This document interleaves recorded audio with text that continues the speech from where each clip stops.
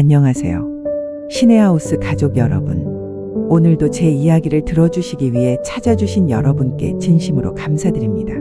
오늘 들려드릴 이야기는 어쩌면 여러분 주변에서도 흔히 볼 수 있는, 하지만 그 끝은 결코 흔하지 않은 저 김말순의 인생 역전 드라마입니다. 평생 생선 비린내를 몸에 달고 살았습니다. 자식 입에 밥 들어가는 것만 봐도 배가 불렀고, 내 옷은 기워 입어도 자식 옷은 메이커로 입혀야 직성이 풀렸던 저도 대한민국의 평범한 엄마였습니다. 하지만 남편이 먼저 세상을 떠나고 제 몸에 병이 찾아오자 금쪽 같던 내 자식들이 저를 어떻게 대했는지 아십니까? 어머님, 제발 연락 좀 하고 오세요. 냄새나는 옷 입고 오지 마시고요. 엄마, 우리도 힘들어요. 요양원 가시는 게 그렇게 싫으세요? 그 모진 말들을 들을 때마다 제 가슴은 숫덩이처럼 새카맣게 타들어갔습니다. 돈 앞에서는 부모도 천륜도 없다는 그 말을 제가 겪게 될 줄은 꿈에도 몰랐으니까요. 하지만 하늘은 무심하지 않으셨습니다. 죽은 남편이 남기고 간 쓸모없던 야산. 풀 한 폭이 제대로 안 자라던 그 돌산이 하루아침에 100억 원의 가치가 될 줄 누가 알았겠습니까? 100억. 그 돈이 생기자 며느리와 아들의 태도가 어떻게 변했는지 궁금하시죠? 지금부터 그 기막힌 이야기를 하나도 빠짐없이 들려드리겠습니다. 시간을 거슬러 올라가 지난 제 칠순 잔칫날이었습니다. 잔치라고 해봐야 뭐 거창한 걸 바란 건 아니었어요. 그저 따뜻한 미역국 한 그릇, 아들 내외랑 마주 앉아 오순도순 밥 한 끼 먹고 싶었습니다. 서울 사는 아들네 집에 도착해서 초인종을 눌렀습니다. 한참 만에 문이 열리고 며느리가 얼굴을 빼꼼 내밀더군요. 어머님? 아니, 연락도 없이 웬일이세요? 반가움은커녕 귀찮아하는 기색이 역력했습니다. 제가 손에 들고 간것저리 통을 내밀며 말했습니다. 오늘 내 생일 아니냐? 미역국이라도 같이 먹으려고 왔지. 며느리는 한숨을 푹 쉬더니 문을 열어주더군요. 거실에는 손주 녀석이 게임을 하고 있었는데 할미가 왔는데도 본체만 채였습니다. 아들이 방에서 나오며 인상을 찌푸렸습니다. 엄마, 오실 거면 미리 말을 하셨어야죠. 와이프 오늘 쉬는 날인데 불편하다. 어머니가 아들 집에 오는 게 불편하다니요. 그래도 꾹 참았습니다. 좋은 날이니까요. 점심시간이 되자 며느리가 밥상을 차려왔습니다. 그런데 상을 보고 내 눈을 의심했습니다. 식탁 위에는 차갑게 식은 밥 한 덩이와 냉장고에서 방금 꺼낸 듯한 쉰 김치, 그리고 며칠은 지난 듯 말라비틀어진 멸치볶음이 전부였습니다. 미역국은커녕 따뜻한 물 한 잔도 없더군요. 아가, 오늘 내 생일인데 국은 없니? 제가 떨리는 목소리로 물었습니다. 며느리는 소파에 누워 TV 리모컨을 만지작거리며 대답했습니다. 어머님, 요즘 누가 집에서 미역국 끓여 먹어요? 다 사 먹지. 그리고 저희는 아까 브런치 먹고 들어와서 배 안 고파요. 어머님 드세요. 목구멍이 턱 막혀왔습니다. 숟가락을 들 힘도 없어서 멍하니 앉아있는데 아들이 한술 더 뜹니다. 엄마, 그리고 옷 좀 자주 빠세요. 집에 들어오시니까 그 노인 냄새 같은 게 확 나잖아요. 애 교육상 안 좋아요. 내 몸에서 나는 냄새. 그건 30년 동안 시장 바닥에서 생선 팔아가며 너를 대학 보내고 장가 보내느라 벤 훈장 같은 냄새였다. 비린내 나는 돈이라고 싫어할까봐 은행 가서 빳빳한 새 돈으로 바꿔서 용돈 쥐어주던 어미였다. 그런데 이제 늙고 병드니 나는 그저 냄새나는 노인네가 되어버린 거구나. 저는 그 길로 밥상을 물리고 집을 나왔습니다. 엘리베이터 거울에 비친 제 모습이 그렇게 초라해 보일 수가 없었습니다. 그날 이후로도 서러운 일은 한두 가지가 아니었습니다. 제가 허리가 끊어지게 아파 병원이라도 좀 데려가 달라고 하면 택시 타고 가세요. 기름값도 비싼데 하며 전화를 끊어버렸습니다. 그러다 결정적인 사건이 터졌습니다. 지난 설날이었습니다. 유난히 추웠던 겨울이었죠. 제가 사는 시골집 보일러가 고장 나 냉골이 된 바람에 며칠만 아들네 집에서 지내려고 짐을 싸들고 서울로 올라갔습니다. 아들네 아파트 현관 앞에 섰는데 도어락 비밀번호를 눌러도 문이 안 열리는 겁니다. 분명 아들 생일이었는데 몇 번을 눌러도 띠띠띠 경고음만 울렸습니다. 번호가 바뀐 겁니다. 전화를 걸었습니다. 신호가 한참 가고 나서야 며느리가 받았습니다. 여보세요? 아가, 나다. 문 앞에 왔는데 비밀번호가 안 맞네. 번호 바꿨니? 그러자 수화기 너머로 며느리의 짜증 섞인 목소리가 들려왔습니다. 아, 어머님. 말씀도 없이 오시면 어떡해요? 저희 지금 공항이에요. 공항? 어디 가니? 친정 식구들이랑 다 같이 괌으로 여행 가기로 했거든요. 지금 비행기 타러 들어가는 중이라 통화 길게 못해요. 그럼 나는 어떡하니? 보일러가 고장나서 며칠만 있으려고 왔는데. 아니, 그러니까 미리 연락을 하셨어야죠. 비밀번호 알려드릴 테니까 들어가 계시든지. 아, 참. 안방이랑 서재 문은 잠가놨으니까 거실에만 계세요. 귀중품이 좀 많아서요. 아니면 그냥 찜질방 가시는 게 편하지 않으세요? 전화가 뚝 끊겼습니다. 멍하니 현관문 앞에 서 있는데 눈물이 주룩주룩 흘렀습니다. 해외여행이요. 그것도 사돈 식구들만 데리고요. 시어머니는 추운 겨울 냉방에서 떨고 있는데 며느리는 친정 식구들을 데리고 따뜻한 나라로 여행을 간다는 겁니다. 게다가 도둑이라도 들까봐 안방 문을 잠가놨다니요. 저는 내 아들이, 내 며느리가 나를 가족으로 생각하지 않는다는 걸 그때 확실히 깨달았습니다. 나는 그저 짐덩어리 빨리 사라져줬으면 하는 귀찮은 존재일 뿐이었습니다. 아파트 화단에 앉아 한참을 울었습니다. 지나가는 사람들이 쳐다봤지만 부끄러운 줄도 몰랐습니다. 내 인생이 어쩌다 이렇게 됐을까? 어디서부터 잘못된 걸까?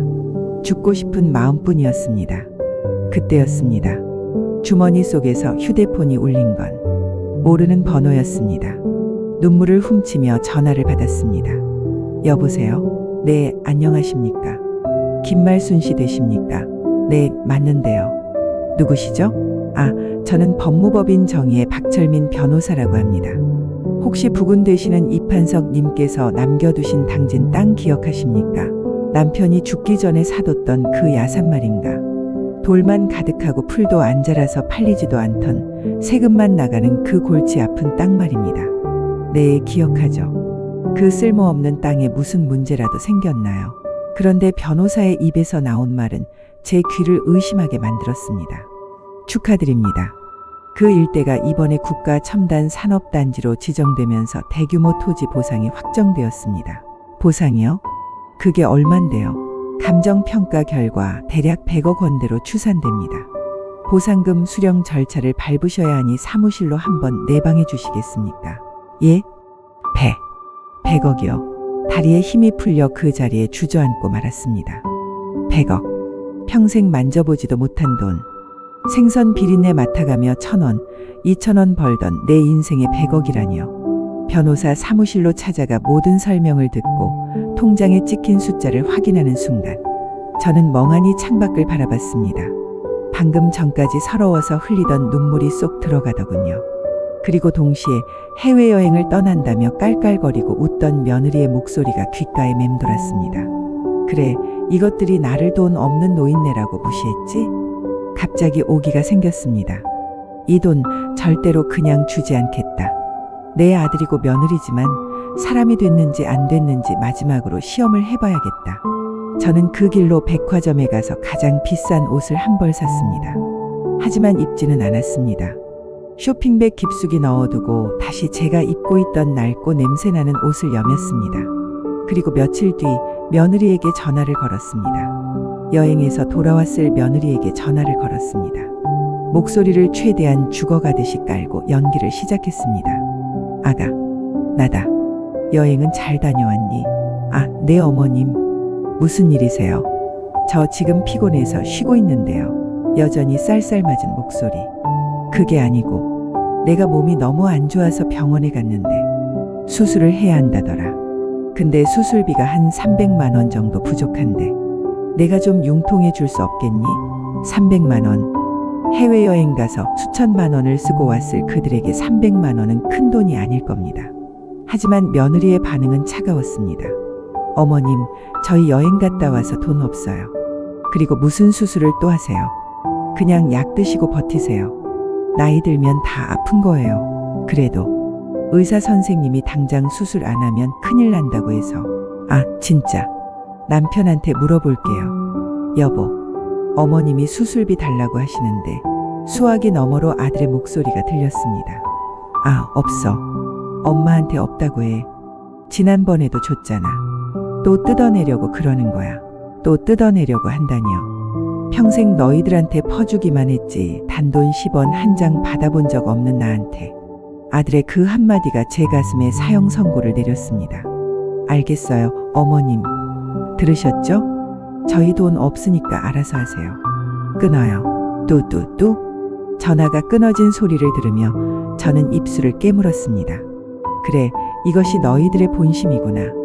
이제 나도 망설이지 않겠다. 며칠 뒤였습니다.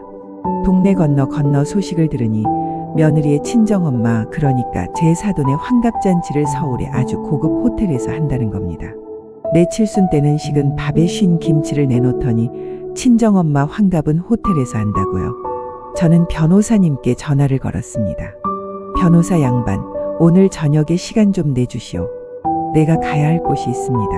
그날 저녁 저는 일부러 가장 허름한 옷을 입고 호텔 연회장으로 향했습니다. 화려한 샹들리에 조명 아래 비싼 옷을 입은 하객들이 가득하더군요. 며느리와 아들은 한복을 곱게 차려입고 입구에서 손님을 맞이하고 있었습니다. 제가 지팡이를 짚고 다가가자 며느리의 얼굴이 흑빛이 되었습니다. 어머님? 여기가 어디라고 오세요? 설마 그 꼴을 하고 잔치에 들어오시려는 건 아니죠? 아들이 제 팔을 거칠게 잡아 끌었습니다. 엄마, 제정신이에요. 여기가 어디라고 와요? 창피하게 진짜. 빨리 가세요, 빨리. 주변 사람들이 웅성거리며 쳐다봤습니다. 사돈 어른이 다가오더니 코를 막으며 말했습니다. 아이고, 사부인. 냄새나 계시리 왜 이러고 오셨어요? 우리 딸이 용돈 안 줍니까? 거짓골을 하고 남의 잔치를 망치려고. 그때였습니다. 저 뒤에서 말끔한 정장을 입은 박 변호사님이 큰 소리로 저를 불렀습니다. 김말순 회장님. 연회장이 순식간에 조용해졌습니다. 변호사님이 제게 다가와 90도로 깎듯이 인사를 했습니다. 회장님, 지시하신 대로 이번에 보상받으신 당진 땅 토지 보상금 100억 원. 전액 입금 처리 완료되었습니다. 그리고 세무 처리를 위해 인감이 필요하니 내일 사무실로 와주십시오. 순간 정적이 흘렀습니다. 며느리의 눈이 튀어나올 듯 커졌습니다. 뭐라고요? 100억. 지금 100억이라고 했어요. 아들이 멍청한 표정으로 변호사를 쳐다봤습니다. 아니, 당신 누구야? 우리 엄마한테 100억이라니. 변호사님이 차가운 표정으로 서류 봉투를 꺼내 아들에게 내밀었습니다. 아, 아드님이시군요. 여기 보시면 아시겠지만 김말수님 소유의 당진 임야가 개발되면서 보상금이 확정되었습니다. 현재 김말수님의 자산은 현금 100억 원과 추후 지급될 아파트 분양권까지 합치면 그 이상입니다. 엄마, 이게 진짜야?